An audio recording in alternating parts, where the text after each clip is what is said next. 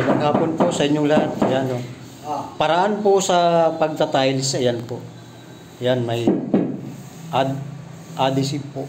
Ayan, pandikit po sa tiles. And then, sinusukat po muna yung tiles.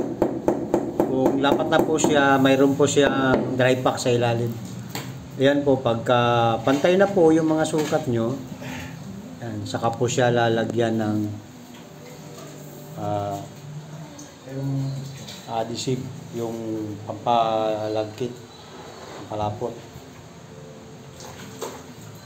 Yan. Yan po ang paraan sa pagta-tiles. Yan. Marami pong diskarte pero kanya-kanyang diskarte. Binabasa po muna yung tiles para kumapit po yung adhesive dyan. Yan, bago isalpak yan. Yan. Yan po. Panoorin na lang po ninyong vlog nito para matuto po kayo magkabit ng tiles. Yan.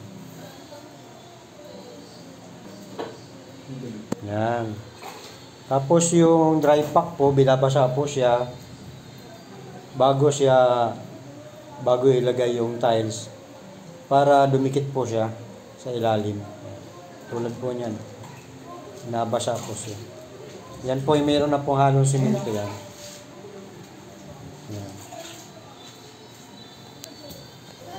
Yan, ito naman po yung adhesive niya, yung malapot po siya na simento na medyo magaspang. Siya po yung dumidikit sa tiles sa ilalim. Yan.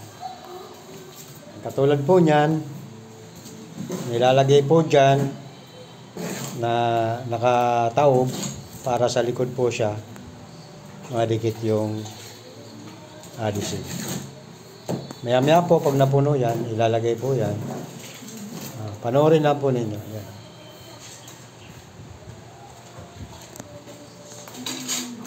Yan.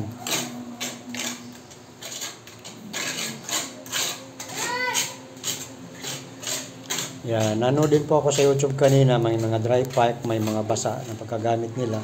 Depende po sa nagkakabit ng tiles. Ito naman pong nakakabit na, ayan po. Nililinis na po yung mga talsik para hindi po siya dumikit ng matagal. Ayan, para hindi po mahirap siyang alisin.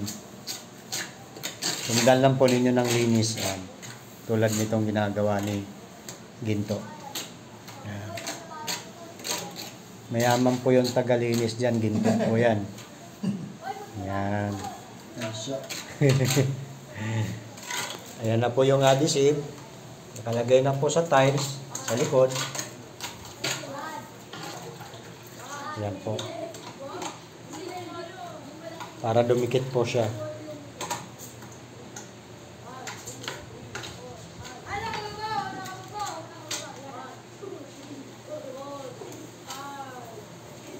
Panoorin po ninyong maigi, huwag po kayong kukurap. Pag kumurap kayo, hindi nyo po makikita. Ayan na po. Lalagyan na po. Ayun. Ayan na po. Ayan. Kanto-kanto po yan. Halos 0-0 po yan. Yung sinasabing 0-0, yung dikit na dikit siya. Ayan. Pinupukpok po yan ng maso na goma. Huwag po yung maso na bakal. Actually po, maliit lang po siya na maso na goma. Parang martilyo lang. Para pumantay po siya. Yan. Yan. Ganyan po ang diskarte sa pag-tiles mga guys. Yan. Kung magustuhan naman po ninyo yung video na to, paki-like and share na lamang po. Para naman po mapanood nung iba na hindi pa marunong mag-tiles. Yan, ganyan lang po ang paraan po. Pinapalo-palo lang po. Yan, wag lang malakas. Pag nabasag po, ayun po, basag. Yan, diskarte. Kaya po pinapalo yan siya, binubukbok kasi para lumapat. Umantay yung mga kanto. Yan.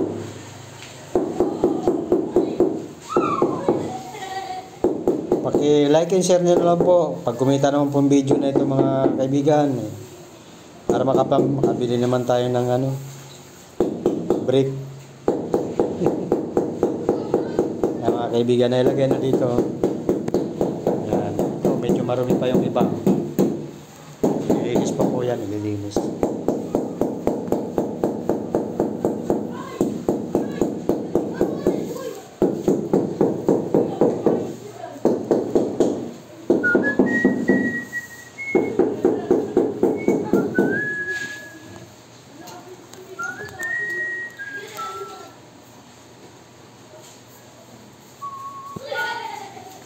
Yan, pag napinis po yan mga kaibigan, ganyan na po siya.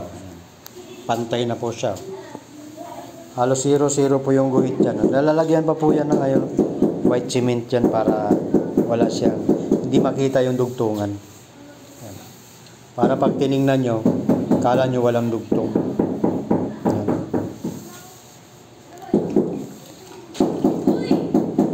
Dito lang po yan sa bahay na ginagawa. Dito sa Pasay City po. Yan. Ito pong bahay na ito ay nakuha ko po ito kay Bibi Salva. Yung seaman po yung asawa niya. Yan po. So ngayon, unti-unti pong pinapahayos. Ngayon po ay 2024. Yan po, akala nyo may kumakatok. Yan. Ganun po yun. Ganun paggawa.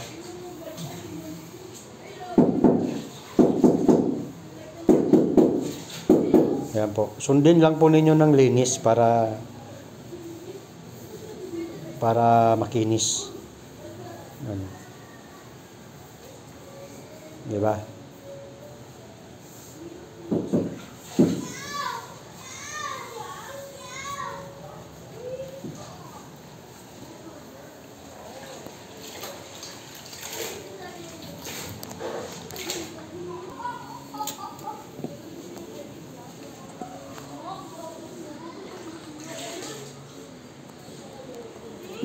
Yan po, 1 kwarto lang po ito, malaki. Yan. Bali 37 square meters.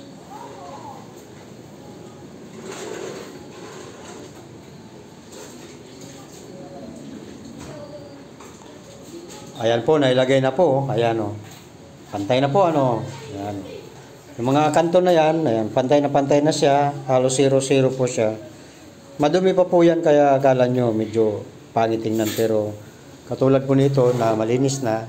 Ayan na po yung final. Yan. Finish na po yan. Kaya malinis na po. Ganyan din po yan. Lilinis din po yan pag natapos. Napatigas lang po yung semento para hindi gumalaw.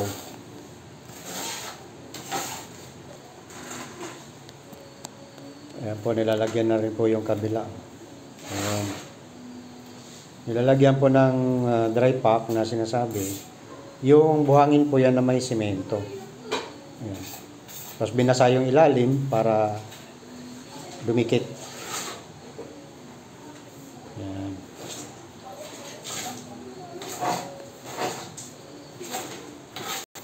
Yan po mga kaibigan, mayroon pong natirang dry pack doon, semento na ay buhangin na may semento, no? Pero hindi naman yan titigas bukas. Kasi time na po ngayon eh. Yung pong alak 5 na po. Ayan po. Alak 5 na. Pinakabit lang po yung isang tiles. Ayan. Nahabol lang po yung ayan. Nag-request pa siya ng isang tiles mga kaibigan. So para basa na po kasi doon. Kaya ilalagay na po siya isa pa para doon. May ilagay, may latag yung isa.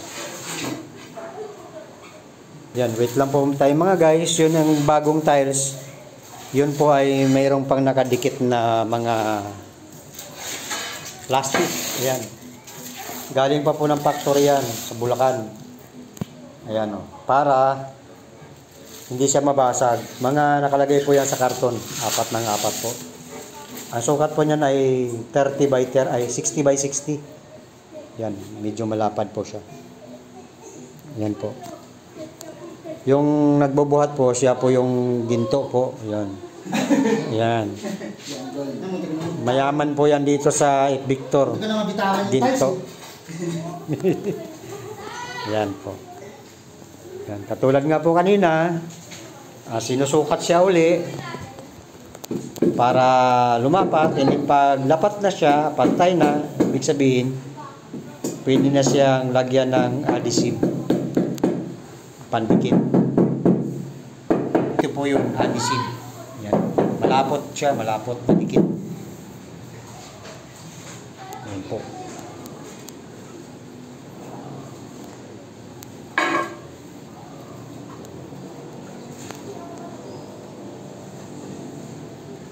Ayan po, nag-video tayo ngayon para madagdagan po yung aking ma-upload. Ayan, manood na lang po kayo mga kaibigan. Ayan. Huwag po kayong magsawang manood sa aking YouTube channel.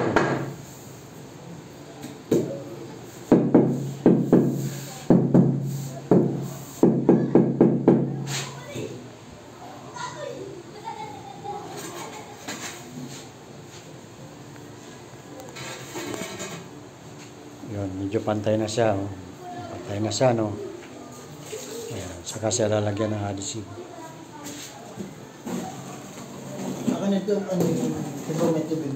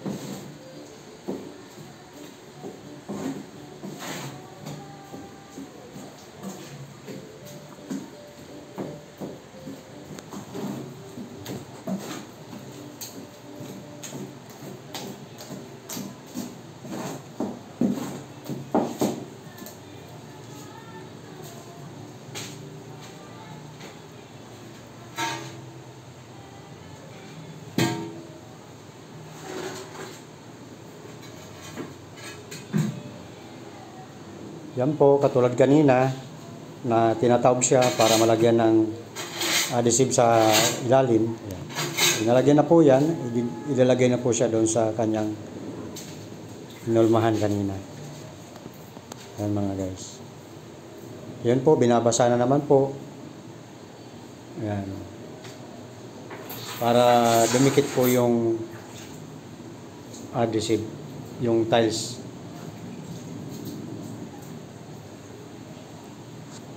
Yan po. Didikit naman po yan kasi may halo na po simento yan eh. Yan o. Yan. Baka. Yan.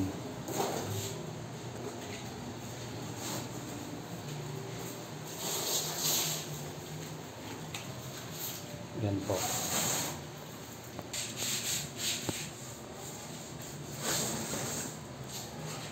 Yan mga guys, binabasa yung tiles. Yan. So dito po, basa na po yung ilalim. Ayan na po. Yan. Para madikit po yan mamaya.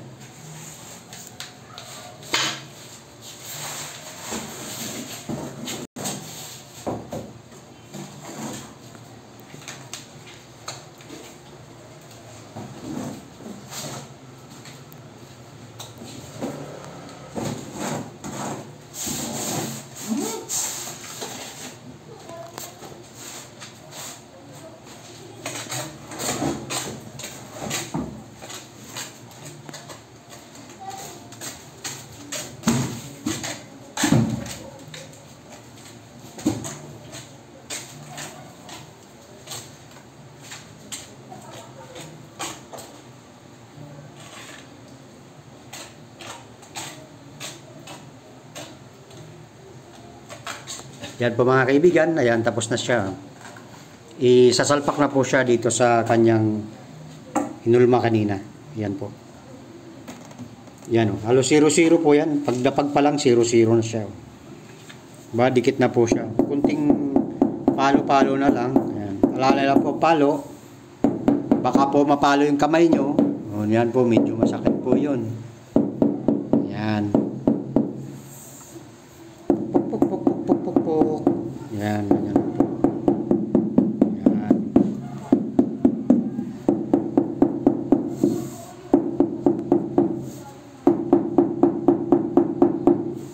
Yan po, no? Paglagay pa lang, 0-0 na siya. Oh. So, sinukat na po kasi kanina yan. Yan. Oh, sige po, hanggang dito na lamang po yung vlog ko. Salamat po sa panonood ninyo. At sana kahit kunting panahon, mayroon din kayong natutunan sa video na ito. Maraming salamat po sa inyong panonood.